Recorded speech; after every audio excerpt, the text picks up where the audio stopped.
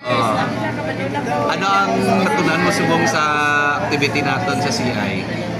Parte sa computer, kabalo na ko magkuhan sa among simbahan, mag-post ang mga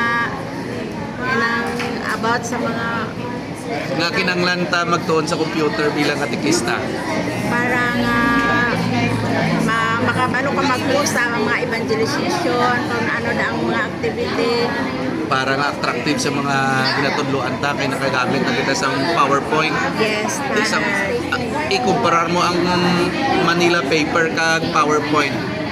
Di nang nami. nami kita ang PowerPoint. So mapabakal ka na laptop sa inyo nga Paris Press. Yes.